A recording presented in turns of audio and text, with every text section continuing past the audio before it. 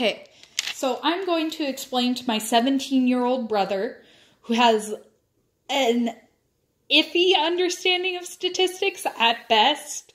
I understand the general concept. Kind of the general concepts we learned in the lecture and the steps for going through. Now, I started this and then someone called, so we're going to go through the first couple of steps kind of quickly. So, Sean, the first step is to state your hypothesis, which you state actually two hypotheses. You state the null, which you know what that is, right? It's null when means nothing. Nothing. Null, nada. Null, nada, zip, zero, nothing changes. Mm-hmm. There is no change. The alternative hypothesis, there's two types. You can have a non-directional alternative hypothesis, which is where you say it changes, but you don't know which way it's going to go. That's kind of exploratory research, which is like, we've never done this before. We have no clue. Or it could be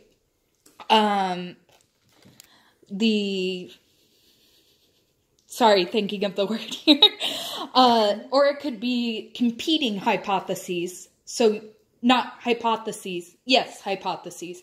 You have two competing... Go on. You have two competing sort of theories or two competing bodies of research. One says, oh yeah, this treatment therapy thing works. And another body of research says, no, it doesn't. And you're comparing those two. So you don't know which way it's going to go. A poor example of that, but the soonest one I can think of is vaxxers versus anti-vaxxers. Which there's a lot more on one side than the other, but if you look at it kind of that way. The large body of scientific research... It points in the direction of vaccines working. Yes. And the small body pointing the other way was proven mostly false. Yeah, like 99% of it has methodological... But when you just look at the concept of it, that's an idea of what the concept is. Kind of, but not really. Think of it more as... like, say, when we were first discovering insulin, and we only had 2 studies, and one study said that this insulin made from bacteria worked, and another study said that insulin made from bacteria didn't work. That's when you would use a non-directional hypothesis. Because you have 2 competing works of research. And then the other type of hypothesis? And then the other type of hypothesis is a directional hypothesis, which is where you have a theory or previous research pointing you in one direction. You're like, we're pretty sure if this works, it's going to go this way. Mm-hmm. So, for example, now would be the time that you would use vaccines. So you're pretty sure it's going to work. It's going to decrease sickness, increase longevity, all those good things. Yeah. So that's when you would use a directional. And then you're going to determine the decision criterion, which there's this thing called alpha level, which is a p-value. We already kind of went over this. P-values are... basically, there's a % chance of error, right? Mm-hmm. So... And as long as the percentage chance that error occurred is less than 5%. Well, no, because error always occurs. But the chance that your results are due to error and only error, if that probability is less than 5%... then you get to keep the information. Then you get to keep the results, At basically. least in some forms of... Then they're significant. In psychology. In psychology. The cutoff point is 5%. Other forms of science may use 1% or 0.1% even. Okay. Do any of them use 10%? No, not necessarily. I think 5% is the highest we go. Because 10 and 20, you're kind of getting out there. It's kind of getting the results more and more murky of, is this due to chance or not? So 5% is pretty much the highest. And then there's the critical region, which is on a graph that kind of shows that everybody's in the middle, everybody's average, and then it sort of tapers off. So like with height, there's a area where there's kind of everyone's in there, and then you have the extreme minimum and the extreme maximum. Yes, exactly like height. Okay, so you can draw, basically it's graphing your alpha level. So in a two-prong test, which we talked about, non-decisional hypothesis, you would use a two-tailed test, which is where, since you don't know which direction it's going to go, you're going to split your critical area between both sides. So like draw a line in the middle? No. Kind of I'm showing him a diagram, do this. So the shaded areas are where you would reject the null. Reject the null. And this area is where you wouldn't reject the null. So it's kind of like a 5% on either end? Nope, it's a 2.5%. 2 points. So you cut the percentage in half, and then, you divide it in half and separate it to either side of the bell curve? Yep. Okay, that makes sense. Yep, and then the other one is a bit easier to understand. You just put 5% at one end or the other. Depending on which one you expect it to be. Yeah, so you determine your critical region. Then you're going to calculate your test stats. So you're ready for some background, because here we go. So you're going to calculate standard error, which is how much error are we talking about here? It's basically telling you, on average, how far away is this sample from the population? So how many people are above the average height? Or like, if you happen to sample 100? If you sample 100 people, that's going to have pretty low standard error because you have a lot of people. If you sampled 10, though, it would have more? If you sample 10, it would have a lot more. Potentially? Because what if they're all the exact same height? That is true. So the lack of diversity can interfere with the standard error? Yes. Lack of diversity or addition of diversity can affect the standard error. Because there's this thing called standard deviation, which is how far on average a score is from the mean. Which is basically when you take a bar graph and then say, this could also be this high or this low. Yes. And still be within the acceptable range. That's more standard error. Alright. Standard deviation is just, it's not inferential. That little bar graph is inferential, meaning we don't know for sure. So for height, would it be the maximum minimum would be the tallest and shortest people ever? At a certain age. Well, for height, we can only get... I'm trying to understand what you're saying here. So for the standard deviation, when you're referring to height, what would the top of it be? Well, standard deviation is one number. Okay. That describes, on average, how far away is our scores away from average. So, like, if you have a test and you have a score of 75, but you have a standard deviation of, say, 20, that's a big standard deviation. Okay. That means 70% of people, and this goes back to the normal curve, but I won't really get into it. That means about 70% of people are within 20 points of 75. Oh, that is big. Yeah, that is big. Versus if you have a standard deviation of 2, 70% of people are within 2 points of 75. So that is really small standard deviation. So it would be a good way to decide on the curve of a test. Yeah. Teachers do factor in standard deviation if they're curving a test. At least I hope they do.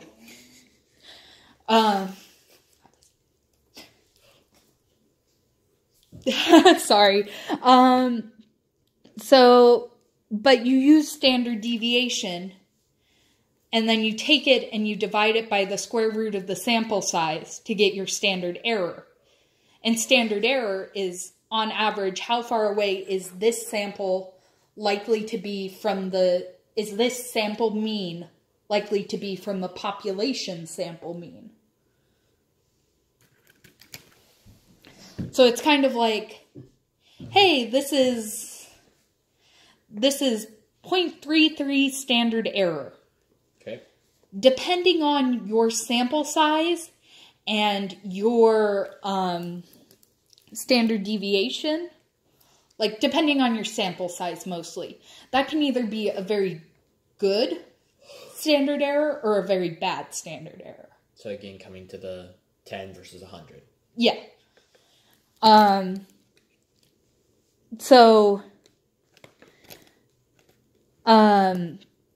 Then you go in and you calculate your z-score, which is kind of the standardization of scores. It allows you to say that Moose is almost as tall as Albert Einstein is smart. Which is kind of an arbitrary comparison.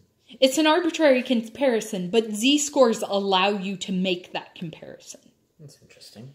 Yeah, it is really interesting. And I actually calculated it out. Yeah, you told me about that. He is the same distance away from the average. For Chihuahuas, anyways. Yeah. Which he is not a standard Chihuahua. Compared to a Great Dane. Pretty dumb. Nope. No comparing to Great Danes. But so you're going to calculate the z-score, which is one mean minus the other mean over standard error. Okay. Which kind of gives you, it gives you how far away is this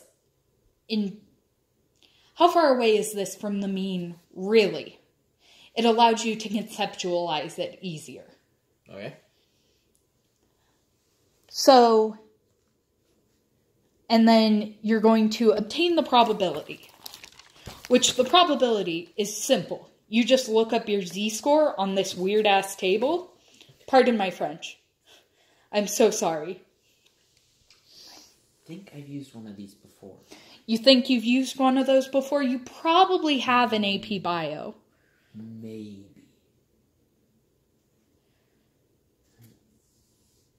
No, I don't. I think it was... It might have been a slightly different table. It was standard deviation. Oh. So it was like... It was telling you what the acceptable amount is, depending on your standard deviation. Okay. Well... Yeah, it's a different table. So anyways, you just basically look up your z-score and it will tell you the probability. And if your probability is below 5%, then the results are significant. You can say, yeah, these results are likely not due to chance. Okay. But if it's above it, you can't say that. But if it's above it, you throw the results out. Basically. Yeah, basically, throw the pen. Yeah, go ahead. Then there's effect size, which I don't even know what it is. A what size? Effect size. Effect? Yeah, but I don't know what it is because we're going over it in the future, so it doesn't matter. Okay. Skip it. Put it out of your mind. I just wanted to mention it. Then you're going to write up the results in APA style, which is basically just... MLA? Yeah. APA is a bit different. Is it the MLA of science? It's the MLA of psychology. Okay. There's APA, MLA, Chicago. And what you want to include in the write-up is it a one or a two-tailed test? Mm-hmm. This is the order. Pardon me. Oh, the graph I saw was to whether or not you should accept or reject the null hypothesis. That's what... That's what that is? Kind of. This is used for more things than that, though. Okay. You had probably a simplified version of that table. You had a more specified version. Depending on how you look at it, yeah. Yeah. So, you're going to include the number of tails in your write-up. So whether it was a one- or two-tailed test. Can you tell me what a one- or two-tailed test is? One-tailed test is when you know what direction it's going. A two-tailed test is when you really don't. Okay. Yep. Good enough. Directional, non-directional. Yep. Basically. Divide the standard, or the 5% or not. Divide it. Yeah. And then you're going to say the test statistic used, which is just the plain, hey, this was a t-test. I think it's what it's called. Yeah, a t-test. Which is the whole thing that we just did. It's a t-test, is what it's called. And then you're going to say the alpha, which is the 0.5... Like T or T? T. Okay. As in the letter T. Okay. And then you're going to do the alpha, which is the 0.05 that we talked about. The 0.05, 0.01, 0.001 that we talked about. 1%, 0.1%. Yes. So you're going to state whether it's 5%, 1%, or 0.1%. And then you're going to tell them your calculated p-value, which is what I just explained to you. That end result of calculating standard error, calculating the z-score, and calculating and obtaining probability. That's what you get from this chart. Okay.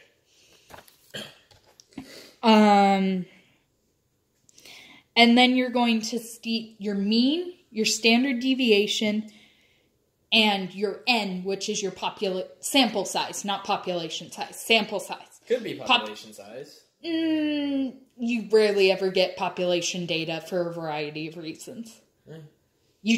It doesn't happen unless you're like Netflix and want to know about your subscribers, or you're on Facebook and want to know about your Facebook subscribers. Then you get population data. But then you don't have to... Sorry. But then you don't have to do any of this. Okay. Oh, so if it's a population, you don't need to go through this process? Yeah.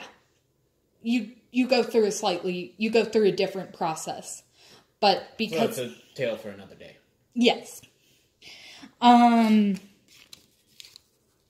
then you say if you rejected the null hypothesis or accepted it. Yeah.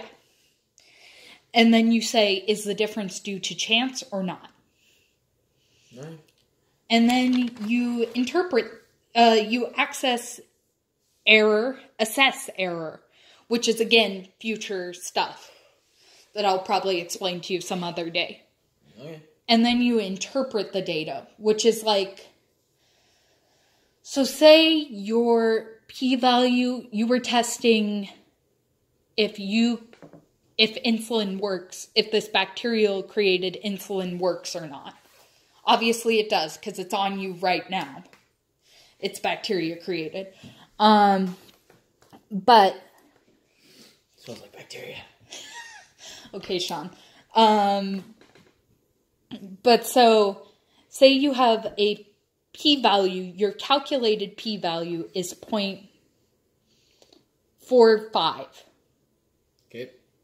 So you would interpret this as saying, and your research hypothesis was that bacterial created insulin will decrease blood sugar. Okay. So in your interpretation, you say, it seems that bacterial insulin decreases blood sugar, and this result is likely not due to chance. Alright. So it's just basically saying... Stating the whole thing. Stating the whole thing and stating what your results mean. In a single sentence. Yeah.